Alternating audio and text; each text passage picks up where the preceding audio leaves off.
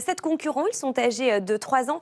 Il y aura 1850 mètres à parcourir, Laurent. Oui, c'est une classe 1 avec dans le haut du tableau l'X de la course et là ce Black Canyon, un concurrent qui va débuter en France et qui reste sur 4 victoires en Tchéquie, même si la dernière sortie s'est soldée par un échec. Le numéro 2, Liwanu, a montré de la qualité, 2 fois 3e avant une récente 5e place dans une liste adresse, c'était sur l'hippodrome de Saint-Cloud. Le numéro 3, Scaleto, vient d'effectuer une rentrée victorieuse, s'imposant assez facilement. Attention, numéro 4, Zango Kari, qui est le poulain le plus expérimenté, mais qui aurait préféré peut-être évoluer sur une piste en sable fibré comme celle de Vivo. La 5, c'était bas, c'est la pouliche de classe de cette compétition, l'unique femelle de cette course, écrasée d'argent et c'est logique, elle a des titres à faire valoir.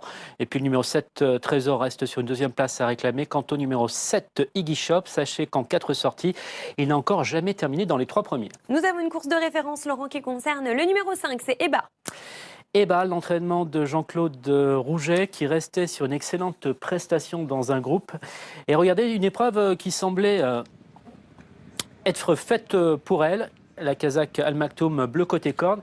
Et regardez, 2 concurrents sont venus tout à l'extérieur, comme ça se produit souvent lorsque les pistes sont souples sur l'hippodrome de Compiègne. Et j'ai le sentiment que cette vague qui va venir de l'extérieur, eh bien, va dominer évidemment Eba. Je pense que Christophe Soumillon s'est peut-être fait avoir dans cette course parce qu'il est resté au centre de la piste, plutôt côté corde, tandis que la vague de l'extérieur, eh bien, va venir arbitrer les débats. A été battue tout à la fin par 2 concurrents qui depuis se sont illustrés. Un Ibiza, la 2e, a ensuite remporté le prix Chloé, un groupe 3, donc une performance assez intéressante. Très bien, merci beaucoup, Laurent. Allez, nous sommes à 8 minutes du départ. C'est parti, direction tout de suite l'hippodrome de Vichy.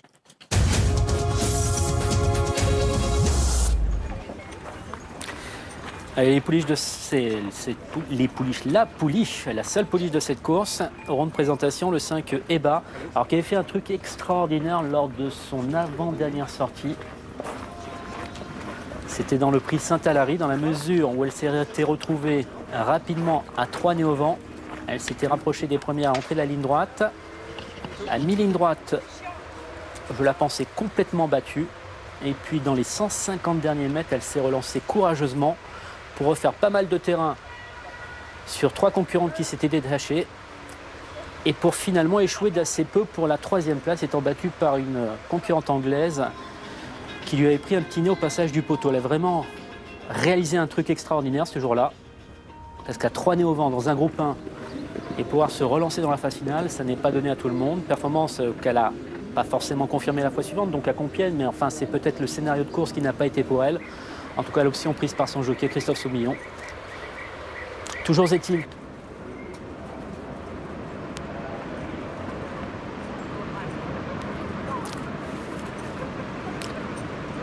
Allez, tous dans les stalles. Et les voilà partis pour cette 3e course, 1850 mètres à parcourir dans cette classe 1 réservée à des poulains et des pouliches de 3 ans avec le meilleur départ pour le numéro 2, Liwanu. On est bien parti également avec l'As Black Canyon, tandis que le numéro 3, Scaleto, se montre un petit peu brillant dans le sillage des animateurs, accompagné à son extérieur par la favorite, le 5 Eba. On retrouve un petit peu plus loin le numéro 7, Iggy Shop, avec le 4 Zango Kari. Et c'est pourtant, pour l'instant, le numéro 6, Trésor, qui ferme la marche à 2 longueurs de l'avant-dernier. Peloton qui est pratiquement en file indienne, sous l'impulsion du numéro 2, Liwanu. C'est l'entraînement d'André Fall, la montre de Pierre-Charles Boudot, avec à son extérieur l'As Black Canyon. On est bien placé dans le sillage de Black Canyon avec la favorite, le numéro 5 Eba. Côté corde, nous retrouvons le numéro 3 Scaleto, avec un petit peu plus loin le 4 Zango Kari. Le 7 Iggy Shop est en avant-dernière position et c'est le 6 Trésor qui a recollé au peloton, qui pour l'instant ferme la marche. Les concurrents qui sont maintenant pratiquement au bout de la ligne opposée, avec toujours ce numéro 2, Liwanu, qui mène depuis le départ à son extérieur à 3 quarts. Le numéro 1, Black Canyon, côté corde en 3e position. Nous retrouvons toujours le 3, Scaleto, accompagné par la favorite en casaque bleu, c'est le 5 Eba. On ne va pas très vite à cet instant du parcours, mais on va certainement démarrer assez sèchement. Avec un petit peu plus loin le 7 Iggy Shop, le numéro 4 Zango Kari commence à se rapprocher avec semble-t-il pas mal de ressources. C'est toujours le numéro 6 Trésor qui pour l'instant ferme la marche. Christophe Soumillon qui se décale de ses adversaires pour prendre le rail extérieur avec le numéro 5 Eba et qui est maintenant sous la menace de l'as Black Canyon, tandis que le numéro 2 Li Wanyu va tenter de repartir et on commence à se rapprocher également tout à l'extérieur avec le numéro 4 Zango Kari.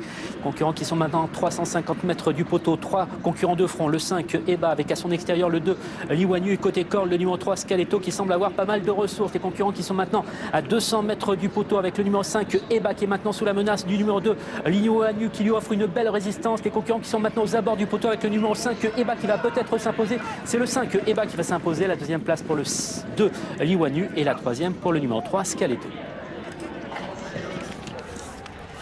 5, 2 et 3, l'arrivée chiffrée de cette épreuve avec une belle lutte entre les deux favoris, entre Christophe Soumillon et PC Boudot qui tourne à l'avantage d'Eba et de Christophe Soumillon devant Li Wanyu. La troisième place pour le numéro 3 Scaletto. La logique a été respectée, mais les nombreux preneurs de la grande favorite ont quand même souffert. Je pense dans la ligne droite, ils ont eu chaud. Ouais, c'est vrai qu'il a fallu se battre pour avoir cette victoire. Mais finalement, c'est fait. On voit la phase finale de cette compétition avec 3 concurrents qui sont sur la même ligne depuis la mi-ligne droite. Eba côté corde, à son extérieur, Li Wanyu. Et puis la casaque jaune de Scaletto.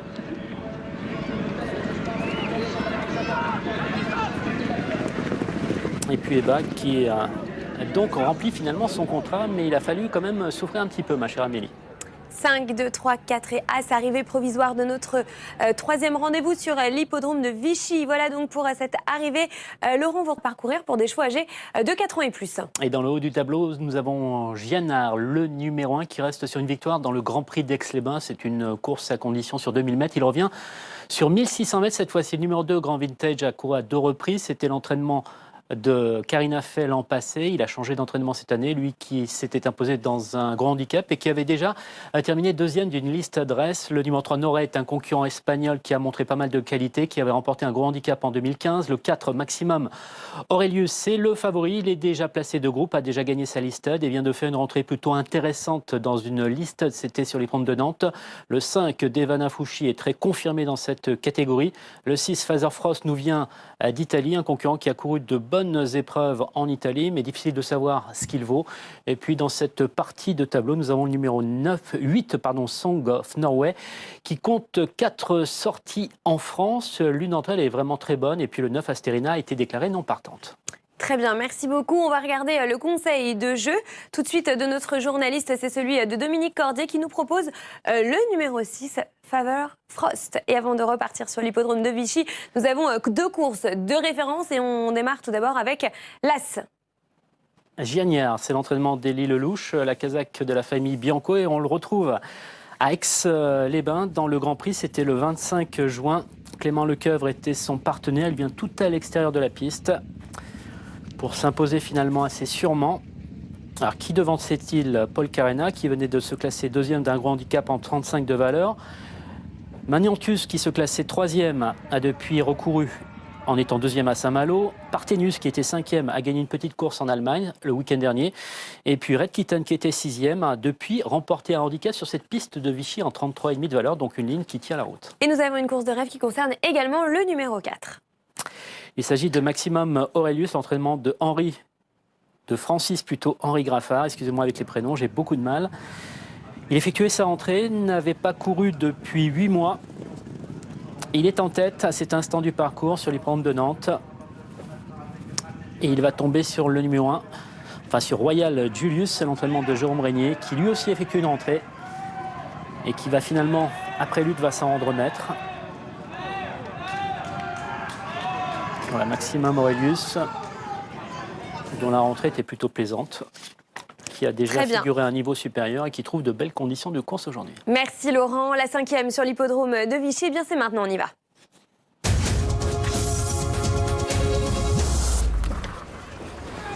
Allez, numéro 8, Song of Norway, Damien de Vatrigan qui vient de mettre en selle Christophe Soumillon, alors qu'on va retrouver notre ami Julien qui a interviewé en début de réunion Damien de Vatrigan. Il présente le numéro 8, Song of Norway.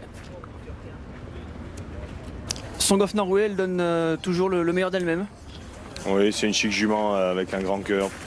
Elle n'est pas aussi facile à monter que lui, mais mais elle va faire son maximum. C'est un peu un challenge, mais bon, elle est pleine. Elle a fini à partir du 31, un peu plus courir, donc on est obligé de courir cette piste-là. C'est sa distance. Si on arrive à choper du black type, on sera content. Voilà. Vous trouvez le lot un peu relevé ou elle est quand même capable de bien faire dans ce lot-là? Je pense qu'elle est capable de bien faire parce qu'elle donnera toujours son maximum. Je pense pas qu'elle vaille 38, je pense qu'elle vaut bien mieux que ça vu ses 2 dernières courses. À Deauville, je pensais qu'elle ferait mieux que ça, mais la piste était détestable. C'était de la colle. D'ailleurs, je vois pas pourquoi on court des listed sur la PSF à Deauville au mois d'août. Je vois pas l'intérêt pour des juments, pour la sélection. Donc, elle n'a pas du tout aimé ça. Et Pierre-Charles m'a dit que c'est ce qui a fait un peu sa contre-performance parce qu'elle était que 5e. Mais je pense qu'il y en a d'autres qui ont été gênés aussi ce jour-là. Là, sur le gazon, je pense qu'elle